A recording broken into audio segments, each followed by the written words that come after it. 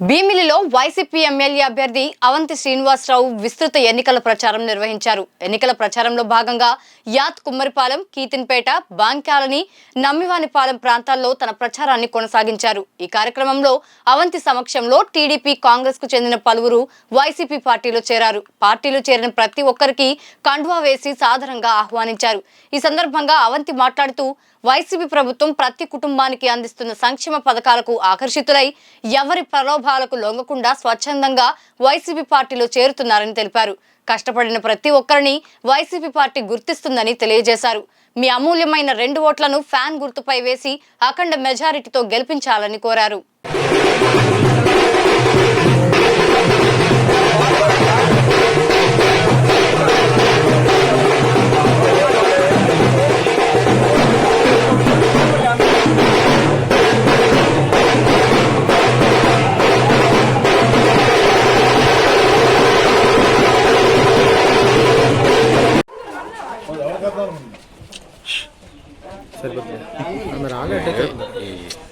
సనా మీరు వెనకరండి.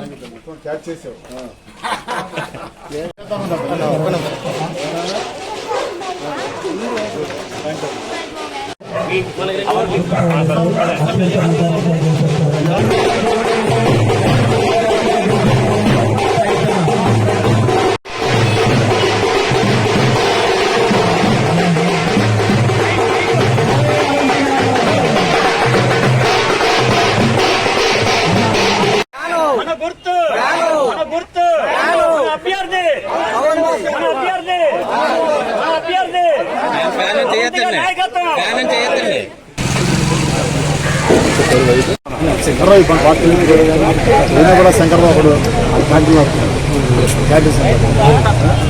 అందరూ పేదవాళ్ళు తెలుసు కదా కూడా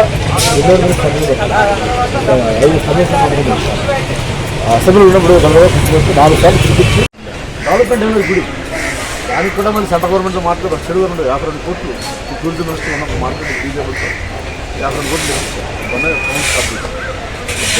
తప్పు చేసిన సో కాబట్టి అలా నా ప్రయత్నం చేసుకుని వస్తున్నానమ్మా.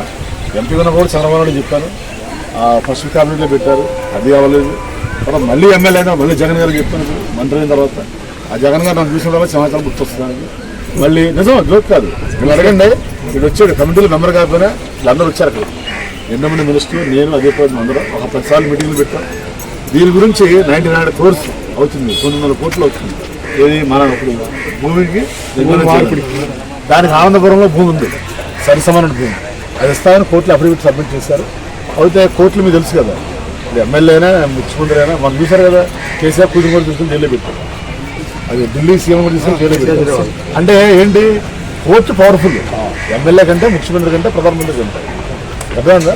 చూసారా టీవీలో, ఢిల్లీ ముఖ్యమంత్రి తీసుకుని జైల్లో పెట్టారు. కోర్టు చెప్తేనే మనం చేయాలి, మనం చెప్పిన కోర్టు చేయాలి. మనం సబ్మిట్ చేసాం, దాన్ని సరిసమాన భూమి ఇస్తాము, ఇక దేవస్థానం నష్టం లేదు. సో ఈ సమస్య పరిష్కారం అయితే మీ భూ సమస్య పరిష్కారం అవుతుంది, మీ అందరూ సంతోషంగా ఉంటారు, దేవుడికి కూడా నష్టం జరగదు. అప్పుడే ఆ కిరణ్ కుమార్ రెడ్డికి చెప్పాలంటే ఎవడో, కిరణ్ కుమార్ బాగా క్లోజ్ ఉన్నాడు, ముఖ్యమంత్రి అని ఎమ్మెల్యే అయినా నువ్వు మహిళ, నువ్వు సమాచారం జోలికి వెళ్తే నీకు ఉద్యోగం మాత్రం చెప్తాను. చంద్రబాబు అదే భయపడ్డాడు ఫస్ట్, తెలుసా మీకు? తర్వాత చంద్రబాబు వచ్చి చంద్రబాబు నాయుడు చెప్పారంటే ఆవిడ ఇంటర్వరం మన సింహాచలం వచ్చాడు, దర్శనం వచ్చాడు, గుర్తుందా? వచ్చాడు ఉద్యోగం, సీఎం దిగిపోయాడు. ఎన్ని మూఢనమ్మకాలు, ఒక మూఢనమ్మకం పెట్టి ముఖ్యమంత్రి ఆ సింహాచలం అంటే దీనిలాగా భయపడి